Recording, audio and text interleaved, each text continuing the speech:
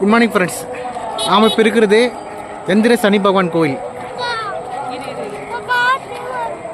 First இந்த கோவிலோட car parking பார்க்கலாம். பார்த்தீங்கன்னா இது ஒரு சின்ன வில்லேஜில் இந்த கோவில் இருக்கிறதால பார்க்கிங் நல்ல ஒரு பெரிய கார் பார்க்கிங் தான். இன்னொரு விஷயம், இது ஃப்ரீ கார் பார்க்கிங் தான் இது. ஸோ இந்த கோவில் எப்படி இருக்குது அப்படின்னு சொல்லி பார்க்கலாம். ஃபஸ்ட்டு இந்த கோவில் எங்கே இருக்குது, இந்த கோவிலுக்கு எப்படி போகலாம் அதை பற்றி பார்க்கலாம். ஆரணியிலிருந்து சந்தவாசல் போகிற வழியில் ஏரிக்குப்பம் என்ற கிராமத்தில் தான் இந்த கோவில் இருக்குது. ஆரணியிலிருந்து ஃப்ரீக்வெண்ட்டாகவே இந்த கோவிலுக்கு பஸ் ஃபெசிலிட்டி இருக்குது. அது மட்டும் இல்லாமல் ஷேர் ஆட்டோ ஃபெசிலிட்டி இருக்குது. கிட்டத்தட்ட 500 ஆண்டுகளுக்கு மேல் பழமையான இந்த கோவிலில் மூலவரே பார்த்திங்கன்னா சனீஸ்வர பகவான் தான். இந்த கோவில் வார நாட்களில் காலை 8 மணி முதல் மதியம் 1 மணி வரைக்கும், மாலை 3 மணி முதல் இரவு 7 மணி வரைக்கும் திறந்திருக்கும். சனிக்கிழமைகளில் காலை 6 மணி முதல் இரவு 9 மணி வரை திறந்திருக்கும். இப்போது இந்த கோவிலோட ஹிஸ்ட்ரியை பார்க்கலாம். முன்னொரு காலத்தில் இந்த பகுதியை ஆட்சி செய்து வந்த ஒரு மன்னரோட படைத்தளபதி இந்த வழியாக குதிரையில் போயிட்டு இருந்தாராம். அப்போது காரணம் எதுவும் இல்லாமல் அந்த குதிரை திடீர்னு கீழே வந்துருச்சான். அந்த படைத்தளபதி கீழே வந்துட்டாராம். அவருக்கும் நல்ல அடி, அந்த குதிரைக்கும் நல்ல அடியா. அந்த சமயத்தில் ஒரு பெண் தோன்றி இந்த இடத்துல சனீஸ்வர பகவானுக்கு கோவில் ஒன்றை கட்டுமாறும் பூஜைகள் நடத்துமாறும் சொல்லிட்டு மறைஞ்சிட்டாங்களாம். உடல்நலம் தேறிய அந்த படைத்தளபதியோ பெரியோர்களின் ஆலோசனைப்படி எந்திர வடிவிலான சனீஸ்வரர் சிலையை அமைத்து 4 கால பூஜைகளை செய்து வந்தார். பின்னாளில் ஏற்பட்ட ஒரு வெள்ளத்தில் இந்த கோவில் சிதைவுற்று இந்த எந்திர சிலையுமே முட்புதர்களால் மறைஞ்சிடுச்சு. சமீபத்தில் நடந்த தொல்பொருள் துறையினின் அகழ்வாராய்ச்சியின் போது இந்த சிலை கண்டெடுக்கப்பட்டு மீண்டும் பூஜைகள் நடைபெற்று வருகின்றது. ஒவ்வொரு சனிக்கிழமையும் இந்த கோவிலில் இருக்கிற எந்திர சனி பகவானுக்கு சிறப்பு பூஜைகள் செய்கிறாங்க. அது மட்டும் இல்லாமல் காணும் பொங்கல் அன்று 108 பால்குட அபிஷேகமும் செய்கிறாங்க. இந்த கோவிலோட தாழ்வாரத்தில் வரசித்தி விநாயகருக்கு ஒரு தனிச்சன்னதி உள்ளது. நிறைய கோவில்களில் சனீஸ்வரரை சிலை வடிவில் தான் பார்த்துருப்பீங்க. ஆனால் இந்த ஒரு கோவிலில் மட்டும்தான் சனீஸ்வரரை எந்திர வடிவில் தரிசிப்பீங்க. இந்த கோவிலில் இருக்கிற சனி பகவான் ரொம்பவே வித்தியாசமாக காட்சி தருவார். இந்த மூலவரோட அமைப்பு எப்படி இருக்குன்னா, மூலஸ்தானத்தில் தாமரை பீடத்தின் மீது 2.5 அடி அகலமும் 6 அடி உயரத்துடன் சிவலிங்க அமைப்பில் சனீஸ்வரர் காட்சி அளிக்கிறார். சிலையோட உச்சியில சிவனை போலவே சூரியன் சந்திரன் உள்ளனர். சூரியனுக்கும் சந்திரனுக்கும் நடுவில் சனி பகவானோட வாகனமான காகம் இருக்கின்றது. லிங்கபானத்தின் மத்தியில் அறுகோண அமைப்பில் உள்ள ஷட்கோண எந்திரம் உள்ளது. இச்சிலையில் நமச்சிவாய் என்னும் சிவமந்திரம், பீட்சாட்சர மந்திரம், லட்சுமி கடாட்ச மந்திரங்களும் பொறிக்கப்பட்டுள்ளன.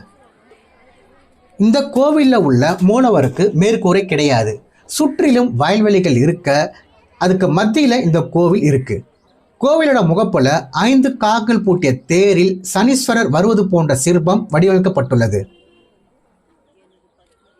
இந்த கோவிலில் இருக்கிற மூலவருக்கு பல ஆண்டுகளாக மேற்கூரை இல்லாமல் இருந்ததன் அடையாளமாக தான் இப்போதும் மேற்கூரை இல்லாமல் இருப்பதாக சொல்லப்படுகின்றது. காற்று, மழை, வெயில் அனைத்தும் சனீஸ்வரர் மீது விழும்படியாக சன்னதி அமைந்துள்ளது.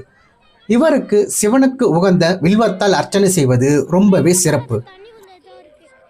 கோயிலுக்கு பின்புறத்தில் உள்ள இந்த பாஸ்கர தீர்த்தத்தில் நீராடி சனீஸ்வர பகவானை வழிபட்டால் திருமண வரம், குழந்தை பேறு, நோய் நிவர்த்தி, லட்சுமி கடாட்சம், சனீஸ்வர தோஷம் மற்றும் சகல தோஷம் போன்றவை நிறைவேறுவதாகவும், எள் முடிச்சிட்ட தீபம், நல்லெண்ணெய் தீபம் ஆகியவற்றை ஏற்றினால் வேண்டும் வரம் கிடைப்பதாகவும் பக்தர்களின் நம்பிக்கையாக உள்ளது.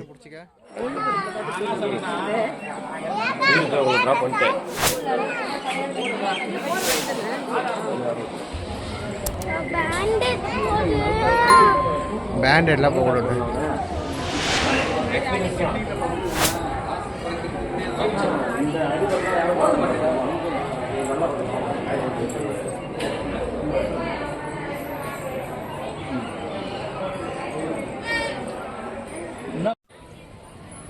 பொதுவாக சனீஸ்வரரை நேராக பார்க்காமல் பக்கவாட்டில் நின்று தான் பிரார்த்தனை செய்வாங்க. ஆனால் இந்த ஒரு கோவிலில் சனீஸ்வரரை நேரடியாக பார்த்து வணங்குறாங்க. இப்படி வணங்கினா அதிர்ஷ்டத்தை நன்மையும் தரும்னு சொல்கிறாங்க. இதற்கான காரணம் என்னன்னா, இந்த கோவில் இருக்கிற சனீஸ்வரர் அவர் கூடவே அவரது அன்னை சாயாதேவியும் எந்திர வடிவில் அருள்பாலிக்கிறார். சனீஸ்வர பகவானின் பார்வை அவருடைய மனைவியின் சாபத்தினால வக்ரமாக மாறிடுச்சு. இதனால் சனீஸ்வரரின் தாய் சாயாதேவி சனீஸ்வரரை தன் அருகிலேயே வைத்திருக்கிறார். தாய் அருகிலேயே இருப்பதால் சனீஸ்வரர் எப்போதும் சாந்தமாகவே இருப்பார். இதனால தான் இந்த கோவிலில் சனீஸ்வரரை நேரடியாக நின்று பார்த்து வணங்குறாங்க. சனி பெயர்ச்சியினால் உண்டாகும் தோஷம் நீங்கவும் ஜாதக ரீதியாக சனி நீசம் பெற்றவர்களும் நிவர்த்திக்காக இங்கு வேண்டிக் கொள்கிறார்கள். அது மட்டும் இல்லாமல் சனிப்பெயர்ச்சி விழா இவருக்கு 5 நாட்கள் நடக்கும். இந்த வேளையில் சனிப்பெயர்ச்சி பரிகார ஹோமம் நடத்தப்படும். இந்த கோவிலுக்கு பின்புறம் உள்ள பாஸ்கர தீர்த்தத்தால தான் இத்தல இறைவனுக்கு அபிஷேகம் நடக்கின்றது. இதையே பக்தர்களுக்கு பிரசாதமாகவும் வழங்கப்படுகின்றது. சனிப்பெயர்ச்சி 2.5 ஆண்டுகளுக்கு ஒரு முறை நிகழ்கின்றது. இது இந்த கோவிலில் மிகவும் பிரம்மாண்டமாக கொண்டாடப்படுகின்றது. சுற்றியுள்ள கிராமங்களில் இருந்து நிறைய மக்கள் இங்கே வந்து சனீஸ்வரன் ஆசையை பெற்று செல்கின்றனர். அது மட்டும் இல்லாமல் தங்கள் ஜாதகத்தில் இருக்கும் சனி கிரகத்தின் தீய விளைவுகளை குறைக்கவும் இங்கு வருகிறார்கள். இந்த கோவிலில் இருக்கிற மூலவர் எந்திர சனி பகவான் தனது தாயோடு இருக்கிறதால வரக்கூடிய பக்தர்களுக்கு வரங்களை வழங்குவதாக நம்பப்படுகின்றது. சில கோவில்களில் மட்டும்தான் சனீஸ்வரர் மூலவராக காட்சி தருவார். இந்த ஏரி குப்பம் எந்திர சனி பகவான் கோவில்லையும் சனீஸ்வரரே மூலவராக காட்சி தராரு. அழகான ஒரு சூழலில் மேற்கூரை இல்லாமல் எந்திர வடிவில் காட்சி தர இந்த சனீஸ்வரர் ரொம்பவே வித்தியாசமாக இருந்தது. இந்த கோவிலில் சனிக்கிழமைகளில் சனி ஓரை நேரத்தில், அதாவது காலையில் 6 மணிலிருந்து 7:30 மணிக்குள்ள சனீஸ்வரருக்கு விசேஷ அபிஷேகம் செய்யப்படும். அதுக்கப்புறமா பூஜையுடன் விசேஷ யாகசாலை பூஜையும் நடக்கும். நீங்கள் மறக்காமல் நம்ம சேனலை சப்ஸ்கிரைப் பண்ணுங்கள், ஷேர் பண்ணுங்கள், கமெண்ட் பண்ணுங்கள். அப்படியே பக்கத்தில் இருக்க பெல் ஐக்கனை ப்ரெஸ் பண்ணுங்கள். அப்போ தான் நம்ம போடுற வீடியோ உங்களுக்கு நோட்டிஃபிகேஷனில் வரும். இந்த கோவிலை பற்றின எனக்கு தெரிஞ்ச தகவலை ஷேர் பண்ணியிருக்கேன். மேலும் சில தகவல்களை டிஸ்கிரிப்ஷனில் கொடுத்துருக்கேன். ஒருவேளை இந்த கோவிலுக்கு நீங்கள் ஆல்ரெடி போயிருந்தீங்கன்னா உங்களோட கமெண்ட்டை கீழே ஷேர் பண்ணுங்கள். அது நிறைய பேருக்கு யூஸ்ஃபுல்லாக இருக்கும். மீண்டும் ஒரு பதிவில் சந்திக்கிறேன். டாட்டா, பாய் பாய்.